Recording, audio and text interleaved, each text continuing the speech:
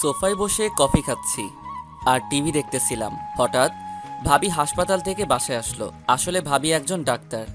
আমি ভাবির দিকে তাকিয়ে আবার চোখ নামিয়ে ফেললাম, কারণ ভাবির পেটের উপর কাপড় ছিল না। আমি প্রায় সময় দেখি ভাবি আমার সামনে দিয়ে এভাবে হাঁটে। তাকে কিছু বলতে পারি না, কারণ তিনি আমার থেকে বড়। আমার দিকে তাকিয়ে একটা মুচকি হাসি দিয়ে রুমে চলে গেল। এবার পরিচয় দেই, আমি স্বাধীন। কিছুদিন আগে পড়ালেখা শেষ করেছি। আমাদের নিজের ব্যবসা আছে। বাবা অফিস দেখাশোনা করে, আমি আম্মু বাসায় থাকি। আরও কিছুদিন পর অফিস দেখাশোনা করব। আমার বড় ভাই বিয়ে করছে, কিন্তু সে এখন বেঁচে নেই। আমার বড় ভাই একটা রোড দুর্ঘটনায় মারা যায় আজ 1 বছর হলো। আগে ভাইয়া বাবার সাথে অফিস দেখাশোনা করত, এখন বাবা একাই দেখাশোনা করে। তাই আমি ভাবছি বাবাকে আর অফিসে যেতে দিব না, আমি নিজে অফিস দেখাশোনা করব। এবার আসি ভাবির কথায়। ভাইয়া মারা যাওয়ার পর ভাবির মা বাবা তাকে নিয়ে যেতে চেয়েছে, কিন্তু ভাবি আমাদেরকে ছেড়ে যাবে না। ভাবি ঢাকার বড় একটা হাসপাতালের ডাক্তার। রাতে সবাই মিলে খাবার খেতে লাগলাম, তখন আব্বু বলল, তা আব্বু কবে থেকে অফিস দেখাশোনা করবে? আব্বু, আম্মু ঠিক বলেছে। আমি আরও কিছুদিন পর অফিস দেখাশোনা করব, তারপর তোমাকে ছুটি দিয়ে দিব। ঠিক আছে, তোর যা ভালো মনে হয়। ভাবি, তুমি আমার রুমে কিছু বলবে নাকি? আসলে তোমার সাথে আমার কিছু কথা আছে। কি কথা ভাবি? তুমি কালকে একটু হাসপাতালে যেতে পারবে? কেন ভাবি? আসলে রাস্তা দিয়ে যাওয়ার সময় রাস্তার বখাটে ছেলেগুলো আমাকে দেখে বাজে কথা বলে। তুমি তো গাড়ি নিয়ে হাসপাতালে যাও, তাহলে ওরা তোমাকে খারাপ কথা বলবে কিভাবে? তারা আমার গাড়ি দাঁড় করিয়ে কথাগুলো বলে। তুমি কিছু বলতে পারো না? আমি কি বলবো? তারা রাস্তার বখাটে ছেলে, যদি কিছু করে বসে আমার, তাই কিছু বলতে পারি না। ঠিক আছে, কালকে তোমাকে নিয়ে আমি হাসপাতালে যাব। ওকে, তাহলে তুমি ঘুমিয়ে পড়ো, আমি রুমে গেলাম। ভাবি চলে যাওয়ার পর আমি ঘুমিয়ে গেলাম। ও, আপনাদের তো ভাবির নামটা বলতে ভুলে গেছি। ভাবির নাম নাদিয়া।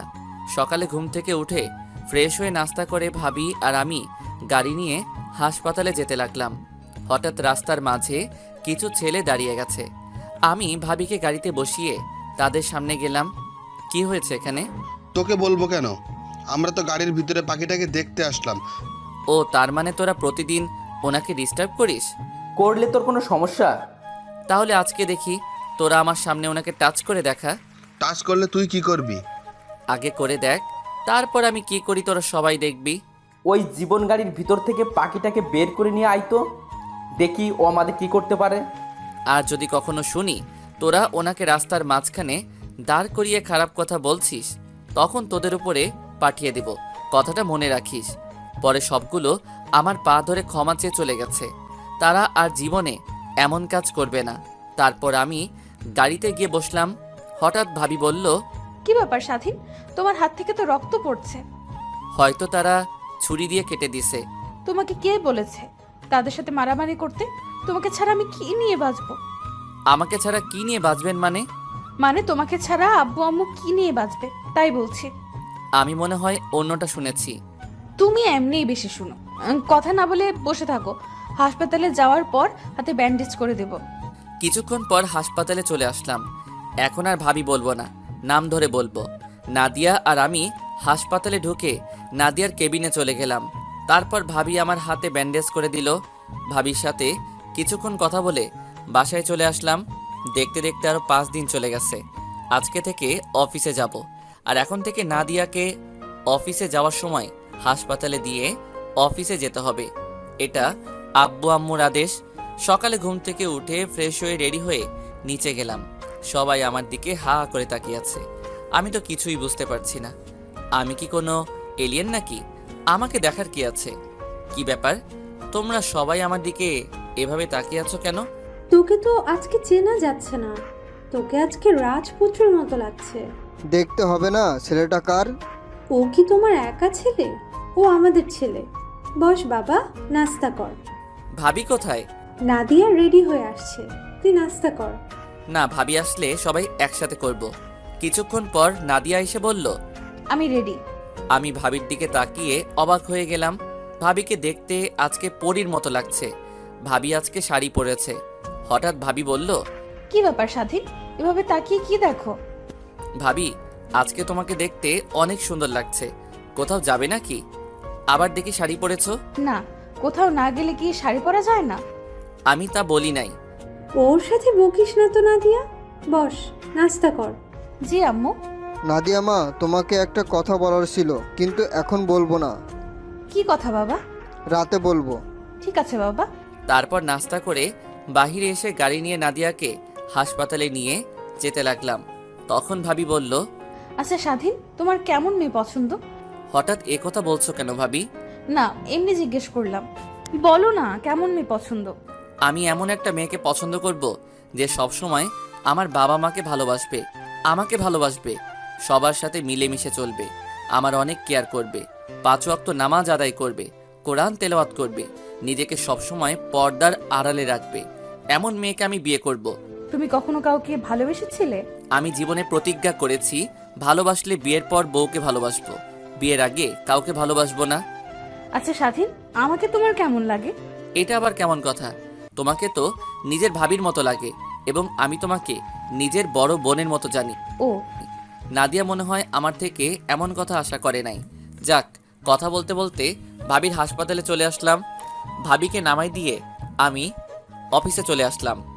অফিসে ঢোকার সাথে সাথে সবাই আমাকে অভিনন্দন জানিয়েছেন। আমি আমার কেবিনে চলে গেলাম। তারপর কিছু ফাইল দেখতে লাগলাম। বিকালে অফিস শেষ করে হাসপাতালে চলে আসলাম। এসে সামনে তাকিয়ে আমি অবাক হয়ে গেলাম। দেখি ভাবি একটা ছেলের সাথে হেসে হেসে কথা বলছে।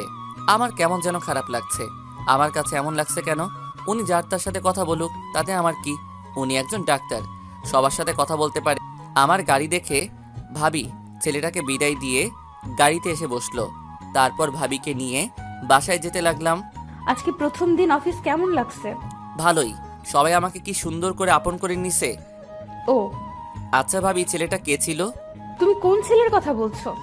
হাসপাতালের সামনে দাঁড়িয়ে কথা বলছিলে। ও, তুমি ওই ছেলের কথা বলছো? ওর মা অসুস্থ, আজকে তার মায়ের অপারেশন আমি করেছি। তখন সে ছেলেটা বলল তার মা বাঁচবে কিনা, যত টাকা লাগে সে দেবে তার মাকে বাঁচিয়ে তোলার জন্য। ও, তুমি কি বলছো?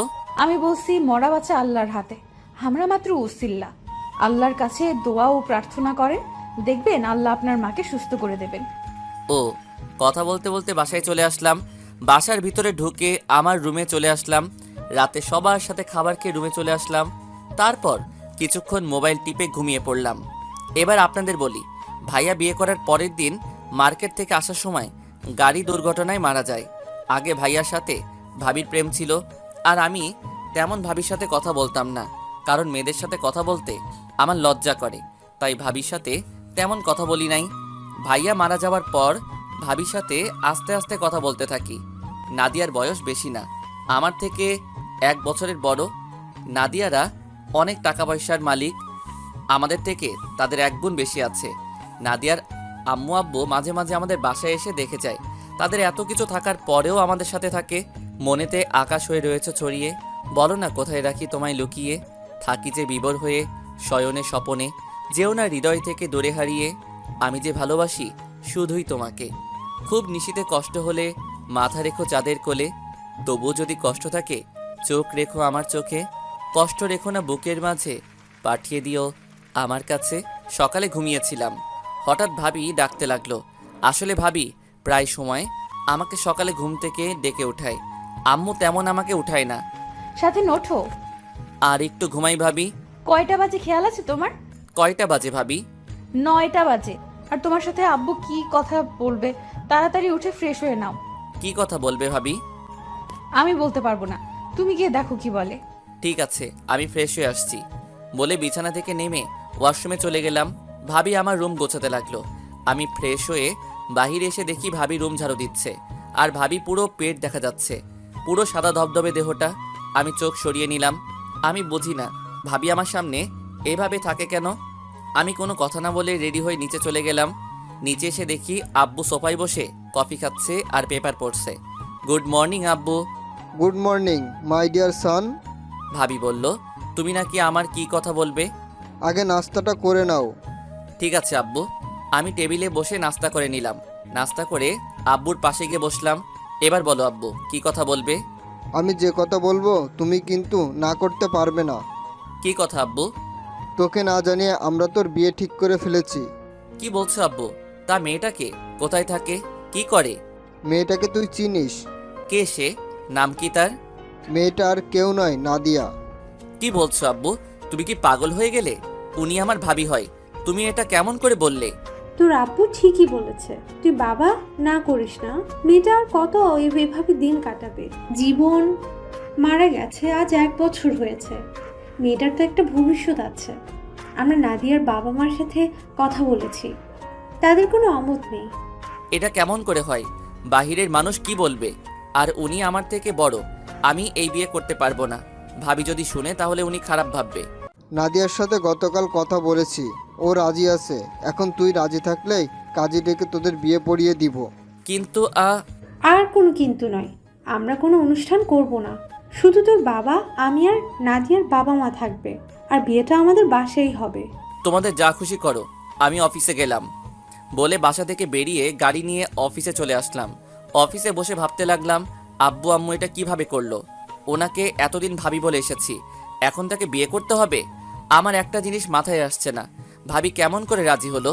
মাথায় কিছু ঢুকছে না। যা হবার হবে। বিকেলে অফিসের কাজ শেষ করে বাইরে এসে গাড়ি নিয়ে বাসায় চলে আসলাম। কলিং বেল চাপ দেওয়ার পর ভাবি এসে দরজা খুলে দিল। আমাকে দেখে মাথা নিচু করে ফেলছে। আমি কোনো কথা না বলে রুমে চলে আসলাম। রুমে এসে ফ্রেশ হয়ে একটা শার্ট গায়ে দিয়ে বাইরে চলে আসলাম। পার্কে কিছুক্ষণ ঘুরে বাসায় চলে আসলাম। দরজার সামনে দাঁড়িয়ে কলিং বেলে চাপ দিলাম। এবার আম্মু এসে দরজা খুলে দিল। কি রে, এতক্ষণ কোথায় ছিলি? তোর জন্য সবাই অপেক্ষা করে বসে আছে। আমার জন্য অপেক্ষা করছে মানে?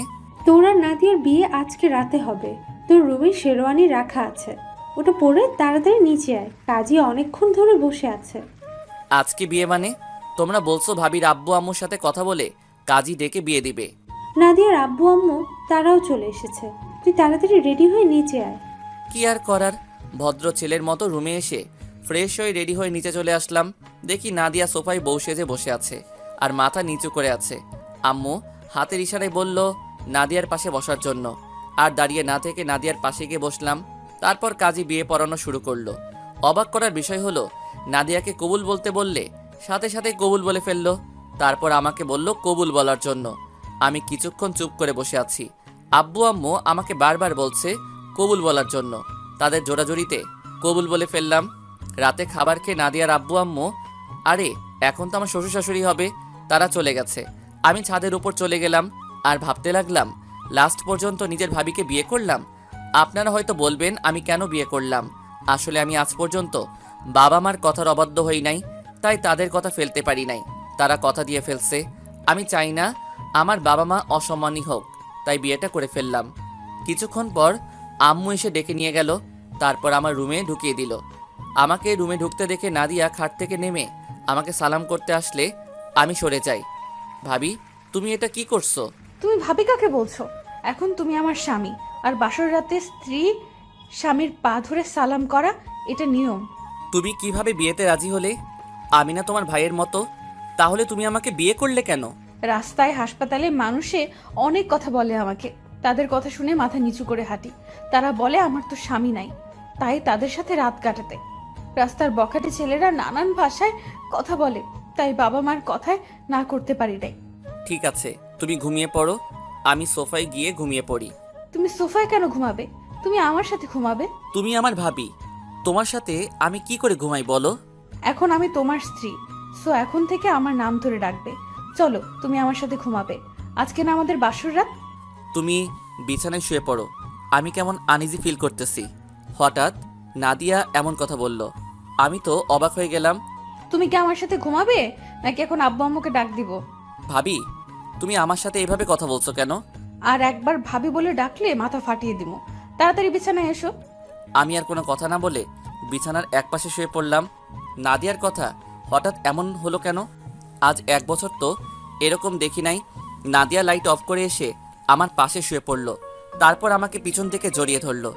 জীবনে এই প্রথম কোনো মেয়ে আমাকে জড়িয়ে ধরলো, তাও আবার নিজের ভাবি। থুক্কু, এখন তো বউ। আমার কাছে কেমন যেন লাগছে। প্লিজ আমাকে ছেড়ে দিন, আমার কাছে কেমন যেন লাগছে। তোমাকে ছাড়ার জন্য তো ধরি নাই, তুমি এখন আমাকে আদর করো। আমি পারবো না। বেশি কথা বললে আব্বু আম্মুকে ডাক দেব। কথায় কথায় আব্বু আম্মুকে ডাক দেওয়ার কথা বলো কেন? আসলে আপনার কি হয়েছে? আপনি তো আগে এমন ছিলেন না। সেটা তোমার না জানলেও চলবে। তোমাকে বলছি না আদর করতে আমাকে। আজকে না করলে হয় না? বুঝেছি, যা করার আমাকেই করতে হবে। বলে আমার ঠোঁটের সাথে ঠোঁট লাগিয়ে দিল। আমার ঠোঁট দুটো পাগলের মতো চুষতে লাগলো। যেভাবে চুষতে লাগলো মনে হয় আমার ঠোঁট দুটো চকলেটের মতো মিষ্টি। কিস করতে করতে আমার শরীরের জামা কাপড় খুলতে লাগলো। হায় আল্লাহ, এখন তো আমি মেয়েদের কাছে পুরুষ নির্যাতন হতে আসি। তোমরা কেউ আমাকে ভাবি থুক্কু নাদিয়ার হাত থেকে বাঁচাও। নাদিয়ার এমন কাহিনী দেখে নিজেকে আর কন্ট্রোল করতে পারি নাই। আমিও নাদিয়ার সাথে সাড়া দিতে লাগলাম। আমি নাদিয়ার পুরো শরীরে কিস করতে লাগলাম। নাদিয়া আমাকে শক্ত করে জড়িয়ে ধরে আছে। তারপর বাকিটা আর জানতে হবে না, ইতিহাস হয়ে রয়ে গেল। সকালে ঘুম থেকে উঠে দেখি নাদিয়ার শরীরে কোনো কাপড় নেই, তার বুকের উপর একটা তিল আছে। ওটা আমাকে কাছে টানছে। আমি নাদিয়ার বুকের উপর কিস করতে লাগলাম। নাদিয়া আমাকে শক্ত করে জড়িয়ে ধরলো। সকালবেলা আরেকবার হয়ে গেছে। তারপর দুজনে একসাথে ওয়াশরুমে ঢুকে ফ্রেশ হয়ে নিচে চলে গেলাম। দুজনে দুইটা চেয়ার টেনে বসলাম। আম্মু আমাদের নাস্তা দিল। দুজনে খেয়ে রুমে চলে আসলাম। এভাবে চলতে লাগলো আমাদের দুষ্টু মিষ্টি ভালোবাসা। আমি এখন অফিস দেখাশোনা করি আর নাদিয়া বাসায় আব্বু আম্মুর সেবা যত্ন করে। দুজনে একসাথে গোসল করে নিচে চলে আসলাম। আব্বু আম্মু টেবিলে আমাদের জন্য অপেক্ষা করতে লাগলো। দুজনে দুইটা চেয়ার টেনে বসলাম। নাদিয়া, মা স্বাধীনকে নাস্তা দাও। দিচ্ছি আম্মু। নাদিয়া আমাকে নাস্তা দিল। তারপর নাস্তা খেয়ে রুমে চলে আসলাম। নাদিয়া আমার পিছন দিয়ে রুমে ঢুকলো। ঢুকে দরজা বন্ধ করে আমাকে জড়িয়ে ধরলো। আচ্ছা, তোমার হঠাৎ এত পরিবর্তন কেন? কারণ আমি যে তোমাকে ভালোবাসি তাই। মানে কবে থেকে? তোমার মনে আছে একদিন একটা বাচ্চা গাড়ির সাথে ধাক্কা খেয়ে পড়ে গেছে আর তুমি বাচ্চাটাকে নিয়ে হাসপাতালে ভর্তি করিয়ে দিলে? মনে আছে। তুমি জানলে কি করে? তুমি জানো বাচ্চাটাকে? সেটা আমি জানি না। রাস্তায় পড়েছিল, কেউ তাকে ধরছে না, তাই আমি তাকে হাসপাতালে নিয়ে ভর্তি করিয়ে দিলাম। পরে ডাক্তার বলল রক্ত লাগবে। আমার এক বন্ধুর রক্তের গ্রুপের সাথে বাচ্চাটার রক্তের গ্রুপ মিলছিল। তারপর বন্ধুকে ফোন দিয়ে নিয়ে এসে বাচ্চাটাকে রক্ত দিলাম। বাচ্চাটার মা সাথে ছিল। তারপর ওনাকে বলে আমরা চলে আসলাম। বাচ্চাটা আমার বান্ধবী বিথির ছোট ভাই ছিল। যখন আমি আর বিথি হাসপাতালে গিয়ে কেবিনে ঢুকবো তখন তুমি আর তোমার বন্ধু কেবিন থেকে বেরিয়ে গেছো। আমি ভিতরে গিয়ে আন্টিকে বললাম তোমার কথা। তখন আন্টি তোমার কথা বলে। আন্টির থেকে তোমার কথা শুনে অনেক ভালো লাগলো। তারপর তোমাকে অনেক খুঁজেছি কিন্তু কোথাও পাইনি। তার কিছুদিন পর তোমার মা বাবা দেখতে যায়, তাদের আমাকে পছন্দ হয়। এরপর কি হলো তুমি তো জানো। ভাইয়ের বিয়ের সময় আমার কি হয়েছে তুমি তো জানো, কিন্তু আমার পাঠক পাঠিকা তারা জানে না। তাহলে শুনুন, ভাইয়ের বিয়ের সময় আমি অনেক অসুস্থ ছিলাম। আমি হাসপাতালে ভর্তি ছিলাম। আমার প্রচণ্ড জ্বর ছিল। বিয়ের আগের দিন আমাকে বাসায় নিয়ে আসে। আমি তখন মোটামুটি সুস্থ ছিলাম। ভাইয়ের বিয়ের দিন আমি ভাবিদের বাড়িতে যাইনি। বিয়ের দিন তোমার চেহারা আমার চোখের সামনে খালি ভেসে উঠেছে। তারপর তোমার আশা ছেড়ে দিয়ে বিয়ে করে ফেললাম। তোমাদের বাড়িতে আমাকে নিয়ে আসার পর যখন তুমি আমাকে দেখতে এসেছো তখন যেন আমার মাথায় আকাশ ভেঙে পড়লো। শাশুড়ি আম্মা যখন বলল তুমি আমার দেবর, আমি তো বিশ্বাস করতে পারছি না। তারপর চিন্তা করলাম জীবন সাথী হিসাবে নাহি পেলাম, তবে দেবর হিসেবে তো পেলাম। বিয়ের পরের দিন যখন শুনলাম গাড়ির দুর্ঘটনায় মারা গেছে তখন আমার সব অন্ধকার হয়ে গেছে। 3 মাস পরে যখন কিছুটা স্বাভাবিক হলাম তখন তোমাকে পাবার আশা শুরু করলাম। আবার এটাও ভেবেছিলাম তোমার সাথে কি আমাকে বিয়ে দিবে। আমি তো তোমার থেকে বড়। আমার মা বাবা যখন বলল আমাকে নিয়ে যাবে তখন আমি তোমার কারণে যাইনি। বিয়ের আগের দিন রাতে আব্বু আম্মু আমাকে তার রুমে নিয়ে বলল তোমার সাথে আমাকে বিয়ে দিবে, আমি রাজি কিনা। আব্বুর কথা শুনে আমি অনেক খুশি হয়ে গেলাম। তখন আমি আব্বুকে বললাম আমি তো রাজি, স্বাধীন কি রাজি হবে? আব্বু বলল এটা নিয়ে আমাকে চিন্তা করতে হবে। স্বাধীন আজ পর্যন্ত আমাদের কথার অবাধ্য হয়নি। তুমি এই নিয়ে চিন্তা করো না, আমরা সব ব্যবস্থা করছি। এরপর কি হলো সব তো তুমি জানো। তাহলে তুমি আমাকে বললে না কেন তুমি আমাকে ভালোবাসো? ভয়ে বলতে পারি নাই। যদি তোমার মা বাবা আমাকে ঘর থেকে বের করে দেয় তখন তো আর তোমাকে দেখবো না। তোমাকে আমার কথায় অনেকভাবে বুঝিয়েছি কিন্তু তুমি বোঝো নাই। ঠিক আছে, এবার আমাকে ছাড়ো। অনেকক্ষণ ধরে ছিলে। দরজা খোলা, কেউ চলে আসবে। না, আমি ছাড়বো না। আমাকে একটা কিস দাও, তারপর ছাড়বো। সকালে ঘুম থেকে উঠে দিছি না? আমার এখন লাগবে। আচ্ছা, তুমি এত রোমান্টিক কবে থেকে হয়েছো? তোমাকে আপন করে পাওয়ার পরে। এখন বেশি কথা না বলে আমাকে একটা কিস করো। কি আর করার। আমি নাদিয়ার মাথা উঁচু করে তার ঠোঁটের সাথে ঠোঁট লাগিয়ে দিলাম। দুজন দুজনকে কিস করতে লাগলাম। প্রায় 5 মিনিট পর ছেড়ে দিলাম। দেখতে দেখতে 7 দিন চলে গেল। আজকে থেকে অফিসে যেতে হবে, নাদিয়াকে সাথে করে নিয়ে যেতে হবে। তাকে হাসপাতালে নামিয়ে দিয়ে আমি অফিসে চলে যাব। সকালবেলা ঘুম থেকে উঠে দুজনে ফ্রেশ হয়ে নাস্তা করে গাড়ি নিয়ে বের হয়ে পড়লাম। নাদিয়া আমার ঘাড়ে মাথা দিয়ে রাখলো আর এক হাত তার হাতের ভিতরে রাখলো। কথা বলতে বলতে নাদিয়ার হাসপাতালে চলে আসলাম। নাদিয়া গাড়ি থেকে নামার আগে এমন কিছু করবে আমি তো কল্পনাও করতে পারিনি। নাদিয়া গাড়ি থেকে নামার আগে আমার ঠোঁটের সাথে তার ঠোঁট এক করে দিল। 2 মিনিট পর ছেড়ে দিয়ে নেমে গেল আর ভিতরে ঢুকার আগে বলে গেল অফিস থেকে দুপুরে হাসপাতালে চলে আসতে, দুজনে একসাথে লাঞ্চ করব। আমি ঠিক আছি বলে গাড়ি নিয়ে অফিসে চলে আসলাম। 7 দিন পরে অফিসে আসলাম। অনেক কাজ জমে গেছে, তাই বসে বসে কাজ করতে লাগলাম। কাজ করতে করতে দুপুরে লাঞ্চের টাইম হয়ে গেছে। হাতের কাজ এখনো কিছু বাকি আছে। পরে চিন্তা করলাম লাঞ্চ করে এসে করব। তারপর ম্যানেজারকে বলে অফিস থেকে বেরিয়ে গাড়ি নিয়ে নাদিয়ার হাসপাতালে চলে আসলাম। গাড়ি থেকে নাদিয়াকে ফোন দিলাম, কিন্তু নাদিয়া ফোন ধরলো না। আরও 2-3 বার দিলাম। অবাক করার বিষয় হলো নাদিয়া আমার ফোন রিসিভ করেননি। তাই গাড়ি পার্কিং করে হাসপাতালের ভিতরে ঢুকে গেলাম। আমি সোজা নাদিয়ার কেবিনে যেতে লাগলাম। কেবিনের সামনে এসে সোজা ঢুকে গেলাম। তারপর ভিতরে যেটা দেখলাম তার জন্য মোটেও প্রস্তুত ছিলাম না। এই পৃথিবীতে প্রিয় মানুষগুলোকে ছাড়া বেঁচে থাকাটা কষ্টকর, কিন্তু অসম্ভব কিছু নয়। কারো জন্য কারো জীবন থেমে থাকে না, জীবন তার মতোই প্রবাহিত হয়। তাই যেটা ছিল না সেটা না পাওয়াই থাক। সব পেয়ে গেলে জীবনটাও একঘেয়েমি হয়ে যায়। মনে রেখো, পৃথিবীর সকল কষ্টই ক্ষণস্থায়ী। কারোর সাথে অভিমান করতে হলে তার উপর মিনিমাম একটা অধিকার থাকা লাগে, না হলে সে কখনোই তোমার অভিমান ভাঙাতে আসবে না। কিন্তু আমি সেটা ভুলে গেছিলাম 2 দিনের কথা বলায় কারো উপর কোনো অধিকার তৈরি হয় না। যেটা তৈরি হয় সেটা শুধুমাত্র একটা মনুষ্যত্ব ছাড়া আর কিছুই না। নাদিয়ার কেবিনের ভিতরে ঢুকে যেটা দেখলাম তার জন্য মোটেও প্রস্তুত ছিলাম না। আরে পাঠক পাঠিকা ভাই বোনেরা, আপনারা কি ভাবছেন খারাপ কিছু দেখছি? ভুল ধারণা। দেখি নাদিয়া একটা ছেলের সাথে বসে হেসে হেসে কথা বলছে। আমাকে দেখে নাদিয়া বলল, স্বাধীন তুমি এখানে? সকালে কি বলেছো মনে নেই? তোমাকে কতগুলো ফোন দিছি, কিন্তু তুমি ফোন ধরো নাই। আসলে রাতে যে মোবাইল সাইলেন্ট করে রাখছি আমার মনে নেই। ওহ, তা উনি কে? ওর নাম আকাশ। তাদের নিজস্ব ব্যবসা আছে। আমার বান্ধবী বিথির হাজবেন্ড। আকাশ অফিসে যাওয়ার সময় আমার সাথে দেখা করতে এসেছে। ও আকাশ ও স্বাধীন আমার কলিজা, আমার প্রাণ, আমার সবকিছু, মানে আমার হাজবেন্ড। তুমি বিয়ে করেছো আমাকে আর বিথিকে তো বলো নাই। আর ওকে দেখতে মনে হচ্ছে তোমার বয়সে ছোট। আসলে সব হঠাৎ করে হয়ে গেছে। আর ছোট হয়েছে তো কি হয়েছে, মাত্র 1 বছরের ছোট বড়, এটা কোনো বিষয় না। তুমি স্বাধীনের সাথে পরিচিত হও। হাই, আমি আকাশ। নাদিয়া তো আমার বিষয়ে বলেছে। আমি স্বাধীন, আমার নামও বলেছে সাদিয়া। বর্তমানে নিজেদের অফিস দেখাশোনা করি। ও, তো ঠিক আছে নাদিয়া, আমি বাসায় যাচ্ছি। দেরি হলে তোমার বান্ধবী আমার খবর করে ছাড়বে। ঠিক আছে দুলা ভাই, আপনি তাহলে যান। সময় পেলে অবশ্যই আসবেন আমার শ্বশুর বাড়ি। প্রথম কথা হলো আমাকে দুলাভাই বলে ডাকা যাবে না, আমার নাম ধরে ডাকবে। আমরা কিন্তু সমবয়সী। ঠিক আছে, সময় পেলে অবশ্যই তোমার শ্বশুরবাড়ি থেকে ঘুরে আসবো। বিথিকে সাথে করে নিয়ে আসবেন। ও যদি জানতে পারে তাকে না জানিয়ে বিয়ে করছি, তাহলে আমাকে আস্থা রাখবে না। আচ্ছা ঠিক আছে, নিয়ে আসবো। তো স্বাধীন সাহেব, ভালো থাকবেন, পরে আবার কথা হবে। প্রথম কথা হলো আমাকে সাহেব বলা যাবে না। আমার নাম ধরে ডাকলে খুশি হব। আর আমি কিন্তু আপনার থেকে ছোট। ওকে, সমস্যা নেই। আচ্ছা, তোমরা ভালো থাকো।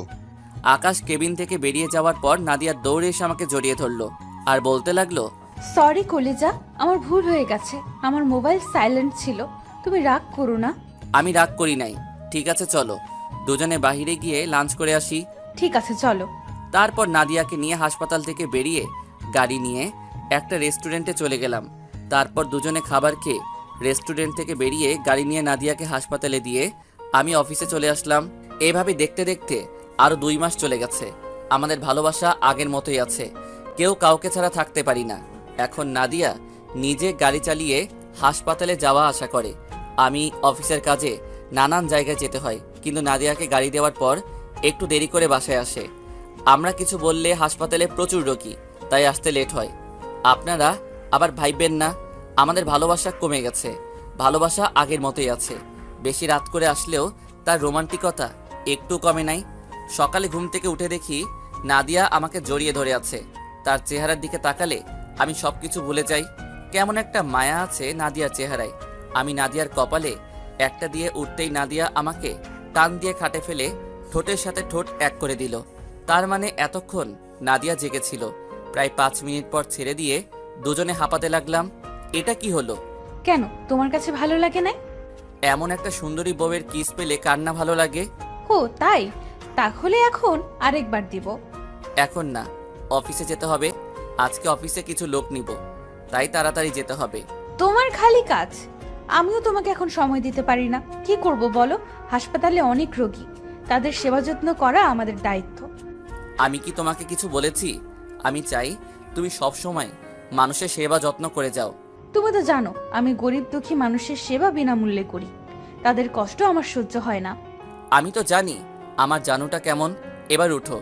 তারপর দুজনে উঠে ফ্রেশ হয়ে নাস্তা করে বাসা থেকে বেরিয়ে আমি গাড়িতে উঠতে গেলে নাদিয়া দৌড়ে এসে আমার কপালে চুমু দিয়ে গাড়ি নিয়ে চলে যায়। আমি মনে মনে বললাম, পাগলি একটা। তারপর আমি গাড়ি নিয়ে অফিসে চলে আসলাম। সবাই দাঁড়িয়ে সালাম দিল। আমি সবাইকে বসতে বলে নিজের কেবিনে চলে আসলাম। তারপর ম্যানেজারকে ফোন দিলাম। ম্যানেজার সাহেব, সবাই কি চলে এসেছে? জি স্যার, আমি কি একজন একজন করে পাঠিয়ে দিব? ওকে, ঠিক আছে, দিন। Okay sir. তারপর একজন করে আসতে লাগলো কেবিনে। সবার ইন্টারভিউ নেওয়া শেষ। অনেকেই ভালো ইন্টারভিউ দিছে। অফিসে লোক লাগবে 5 জন, কিন্তু ইন্টারভিউ দিতে আসছে 20 জন। তারপর ভালো দেখে 5 জন রাখলাম। ইন্টারভিউ নিতে নিতে লাঞ্চের টাইম হয়ে গেছে, তাই ভাবলাম নাদিয়াকে একটা সারপ্রাইজ দিব। মানে তাকে ফোন না দিয়ে তার হাসপাতালে যাব। যেই ভাবা সেই কাজ। অফিস থেকে বেরিয়ে গাড়ি নিয়ে নাদিয়ার হাসপাতালে চলে গেলাম। গাড়ি পার্কিং করে হাসপাতালে ঢুকে তার কেবিনে যেতে লাগলাম। এখানে হাসপাতালের সবাই আমাকে চিনে। আমি নাদিয়ার জামাই। আমি সোজা নাদিয়ার কেবিনে ঢুকে অবাক হয়ে গেলাম। দেখি নাদিয়া মনমরা হয়ে বসে আছে। আমাকে তার কেবিনে দেখে দৌড়ে এসে জড়িয়ে ধরে কান্না করে দিল। আমি তো কিছুই বুঝতে পারছি না। নাদিয়া জানো, কি হয়েছে তোমার? তুমি কান্না করছো কেন? আজকে হাসপাতালে আসতে ওই দিনের ছেলেগুলো আমার গাড়ি দাঁড় করিয়ে আমার। কি করেছে আমাকে বলো নাদিয়া। তাহলে শোনো। তাহলে চলুন, কি হয়েছে ওখান থেকে ঘুরে আসি। নাদিয়া বলতে লাগলো। আমি গাড়ি চালিয়ে হাসপাতালে আসতেছিলাম, তখন ছেলেগুলো আমার গাড়ির মাঝখানে দাঁড়িয়ে গেল। আমি গাড়ি দাঁড় করালাম। তখন একটা ছেলে বলল, পাখি গাড়ি থেকে নেমে আসো। আরে পাখি, বসে আছো কেন? শুনছি তুমি নাকি আরেকটা বিয়ে করছো, তাও আবার দেবরকে। তো তোমার দেবর ঠিকভাবে দিতে পারে? না পারলে আমাদের বলো, আমরা খুশি করে দিব। আপনাদের ঘরে মা বোন নেই? রাস্তায় একটা মেয়ের গাড়ি দাঁড় করিয়ে এসব কথা বলতে লজ্জা করে না? ঘরে মা বোন সবাই আছে, শুধু কারোর বউ নেই। আমাদের কোনো লজ্জাও নেই। যদি তোমার জুনিয়র জামাই না পারে, আমাদের কাছে এসো। তখন আমি গাড়ি চালিয়ে হাসপাতালে চলে আসলাম। এসে সকাল থেকে অনেক কান্না করেছি। আমি নাদিয়াকে শক্ত করে জড়িয়ে ধরে বললাম, আমি থাকতে তোমার কেউ কিছু করতে পারবে না, আমার উপর ভরসা রাখো। তারপর নাদিয়াকে নিয়ে হাসপাতাল থেকে বেরিয়ে গাড়ি নিয়ে আগে একটা রেস্টুরেন্টে ঢুকে খাবার খেয়ে বাসায় যেতে লাগলাম। বাসায় যাওয়ার সময় একজনকে ফোন। কাকে ফোন দিলাম কিছুক্ষণ পর জানতে পারবেন। তারপর গাড়ি চালিয়ে বাসায় যেতে লাগলাম। আর ড্রাইভারকে ফোন দিয়ে বললাম নাদিয়ার হাসপাতালের সামনে থেকে আমার গাড়িটা নিয়ে বাসায় যেতে। যেতে যেতে হঠাৎ সকালের ছেলেগুলো গাড়ির সামনে দাঁড়িয়ে গেল। নাদিয়ার সাথে আমাকে দেখে বলল, কি ব্যাপার পাখি, সকালে দেখলাম একা গেছো, এখন দেখছি জুনিয়র জামাইকে সাথে নিয়ে আসছো। আমার মনে হয় সকালের কথাগুলো তার জামাইয়ের কাছে বলেছে, এখন মনে হয় তার স্বামী আমাদের কাছে পাখিকে নিয়ে আসছে। তাদের কথা শুনে গাড়ি থেকে একটা রড বের করে সবগুলোকে ইচ্ছে মতো মারতে লাগলাম। সবগুলো মায়ের খেয়ে রাস্তায় গড়াগড়ি খাচ্ছে। হঠাৎ পুলিশের গাড়ি চলে আসলো। স্বাধীন, ওদের ছেড়ে দেই, ওরা মারা যাবে। আমাকে ছেড়ে দেয় রাসেল, আজকে আমি ওদের মেরেই ফেলবো। আমার বউকে এসব কথা বলার সাহস ওরা কোথায় পেল? শোন, আইন নিজের হাতে তুলে নিস না, তুই ওদের আমার কাছে ছেড়ে দে, ওদের ব্যবস্থা আমি নিজ হাতে করব। রাসেলের কথায় ওদেরকে ছেড়ে দিলাম। রাসেল ওদের গাড়িতে উঠাই নিয়ে গেল। এবার আপনাদের বলি, আমি গাড়ি থেকে রাসেলকে ফোন দিলাম। রাসেল কিছুদিন হলো পুলিশের চাকরিতে জয়েন করেছে। সবথেকে বড় কথা হলো রাসেল আমার কলেজের বন্ধু। তো যাই হোক, গাড়িতে আসার পর নাদিয়া আমার পুরো শরীর দেখতে লাগলো। কি করছো তুমি? তোমার কোথাও লাগেনি তো? আরে আমার কোথাও লাগে নাই, যে মাইর দিছি মনে হয় না একমাত্র বিছানা থেকে উঠতে পারবে। আমি অনেক ভয় পেয়ে গেছি, যদি ওরা তোমার ক্ষতি করতো। ওরা আমার কিছু করতে পারবে না। তারপর কথা বলতে বলতে বাসায় চলে আসলাম। বাসায় এসে কলিং বেল চাপ দিলাম। আম্মু এসে দরজা খুলে দিল। আমাদের দুজনকে দেখে আম্মু হয়তো অবাক হয়ে গেছে। কি রে, দুজনে আজকে এত তাড়াতাড়ি চলে আসলি যে? শরীর খারাপ নাকি তোদের? শরীর ঠিকই আছে, এমনি চলে আসলাম। ঠিক আছে, তাহলে তোরা রুমে গিয়ে ফ্রেশ হয়ে নে। ঠিক আছে আম্মু। আমি আর নাদিয়া রুমে চলে আসলাম। দুজনে একসাথে ফ্রেশ হয়ে বেরিয়ে আসলাম। তারপর নাদিয়া যেটা করলো আমি তো অবাক হয়ে গেলাম।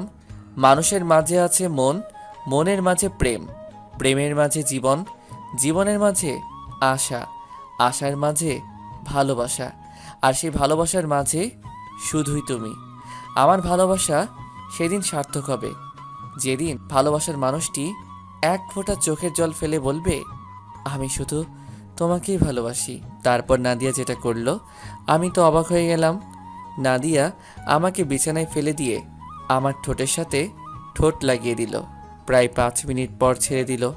তারপর দুজনকে জড়িয়ে ধরে শুয়ে পড়লাম। রাতে খাবার টেবিলে নাদিয়া বলল, আব্বু আম্মু, তোমাদের একটা কথা বলবো, রাগ করবে না তো? কি কথা নাদিয়া? আসলে আম্মু, আমি আর চাকরি করতে চাই না। এখন থেকে বাসায় থাকবো এবং তোমাদের সেবা যত্ন করব। তাহলে তো ভালোই হয়, তোমার যা ভালো মনে হয় করো। আমিও তোমাকে বলবো মনে করছি, পরে আবার চিন্তা করলাম তুমি যদি কিছু মনে করো, তাই বলিনি।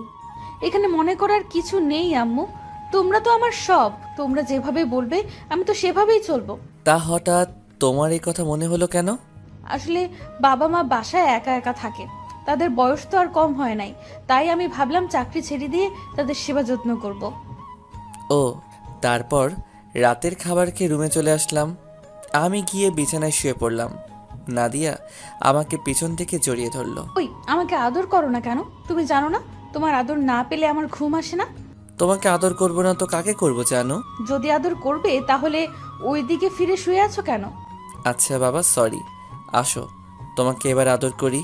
আমি না তোমার মতো কিউট একটা ছেলে চাই। না, তোমার মতো সুন্দরী একটা মেয়ে চাই আমি। না, ছেলে চাই। না, মেয়ে চাই। ঠিক আছে, আল্লাহ যেটা দিবে তাতেই খুশি। এখন বলো, ছেলে হলে কি নাম রাখবে আর মেয়ে হলে কি নাম রাখবে?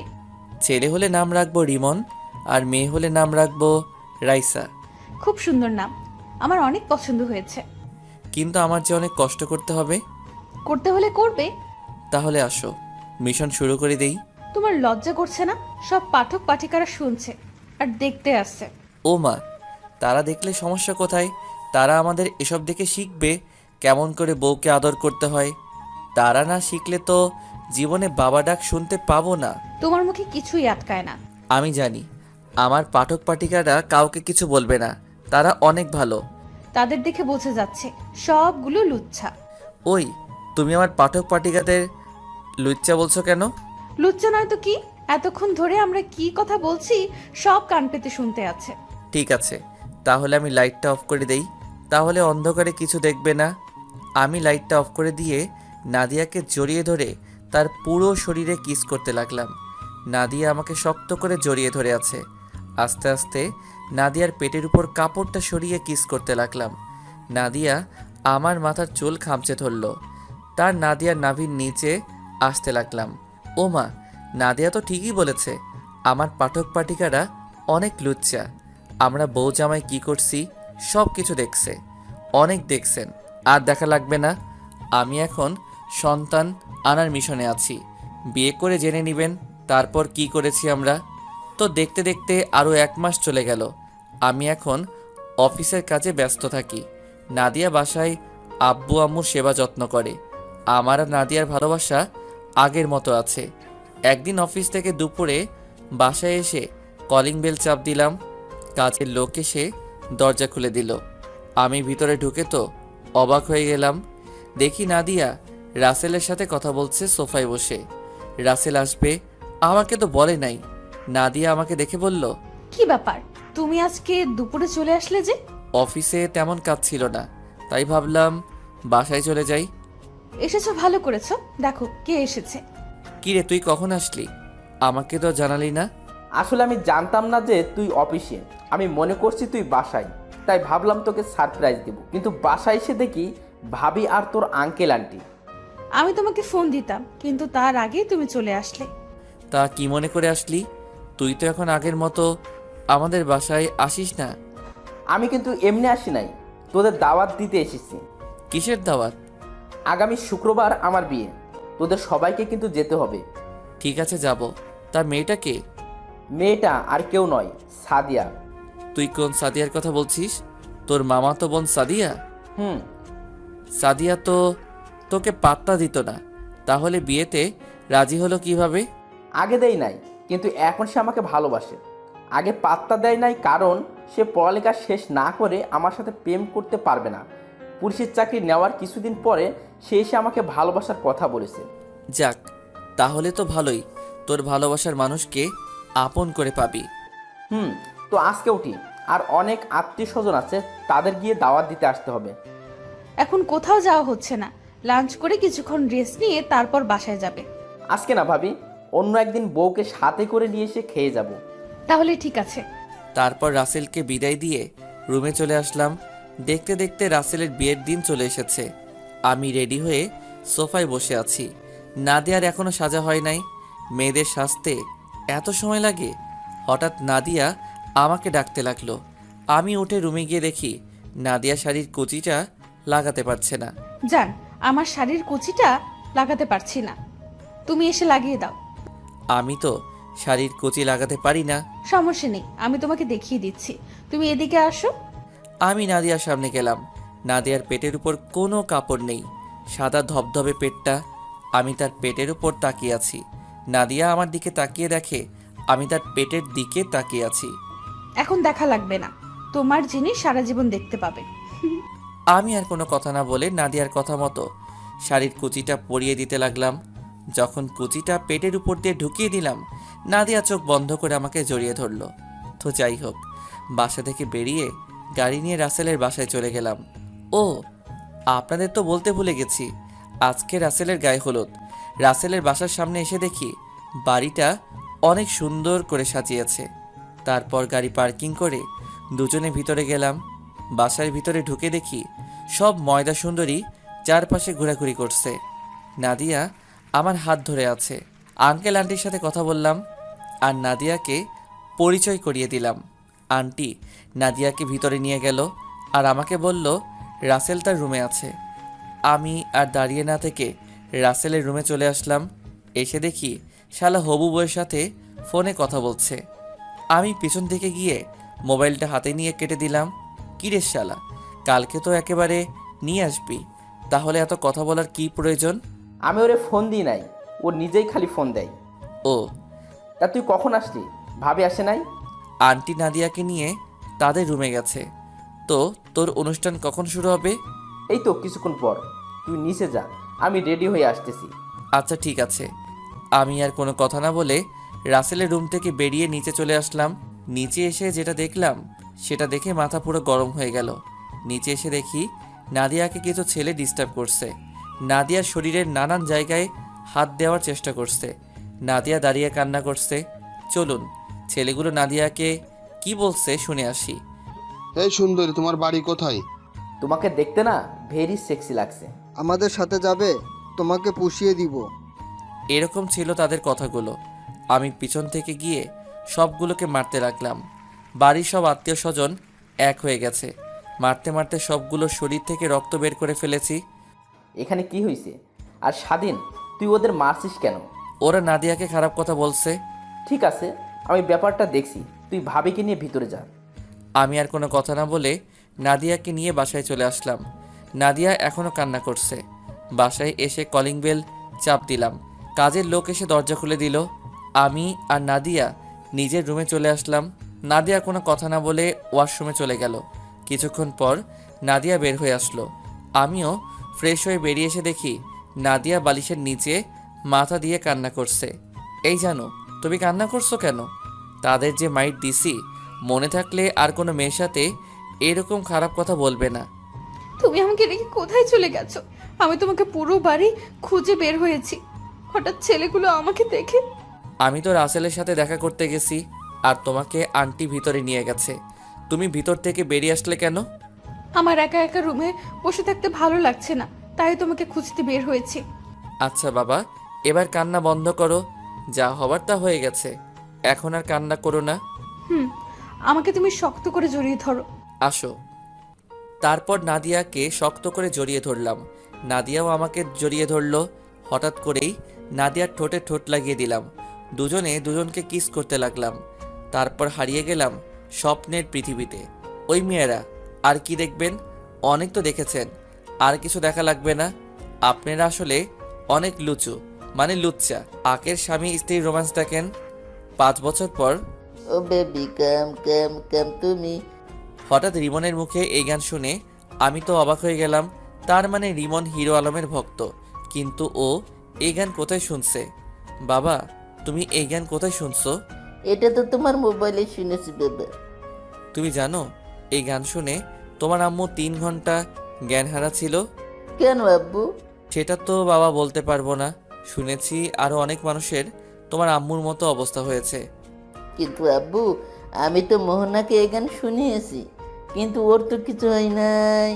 ও তো ছোট মানুষ, তাই ওর কিছু হয় নাই। তুমি এসব গান আর শুনো না বাবা, তুমি ঠিকমতো পড়ালেখা করো। ঠিক আছে আব্বু। রিমন চলে গেল। এতক্ষণ হয়তো বুঝতে পেরেছেন রিমন আমার ছেলে, আর মোহনা হলো বিথির মেয়ে। রিমন আর মোহনা দুজনে সমবয়সী, দুজন একসাথে খেলাধুলা করে। রাসেল আর সাদিয়ার বিয়েতে আর যাওয়া হয়নি। পরে রাসেল আমার কাছে এসে ওই ঘটনার জন্য ক্ষমা চেয়েছে। রাসেলের একটা মেয়ে আছে, ওর বয়স 1 বছর 3 মাস। তো যাই হোক, আমি রুমে এসে দেখি নাদিয়া রুম গোছাচ্ছে। আমি গিয়ে পিছন থেকে জড়িয়ে ধরলাম। কি হলো, হঠাৎ পেছন থেকে জড়িয়ে ধরলে? তোমাকে আদর করতে ইচ্ছে করছে। তোমার জিনিস, এখানে বলার কি আছে? তুমি যখন তখন আমাকে আদর করতে পারো। তাহলে চলো রিমনের একটা বোন নিয়ে আসি। আসো। তারপর নাদিয়াকে কোলে তুলে নিয়ে বিছানায় শুইয়ে দিয়ে তার শরীরে কিস করতে লাগলাম। আস্তে আস্তে কি তা আমি আর জানি না, অনেকেই দেখছেন, আর দেখা লাগবে না। আমি এখনো সিঙ্গেল। তো এভাবে চলতে লাগলো আমাদের সংসার। আমরা অনেক হ্যাপি আছি। সবাই আমাদের জন্য দোয়া করবেন, আমরা যেন সারা জীবন একসাথে সুন্দরভাবে জীবনযাপন করতে পারি। তো কেমন হয়েছে জানাবেন। পুরো গল্পে পাশে থাকার জন্য ধন্যবাদ সবাইকে। সবাই লাইক এবং কমেন্ট দিয়ে জানাবেন কেমন হয়েছে।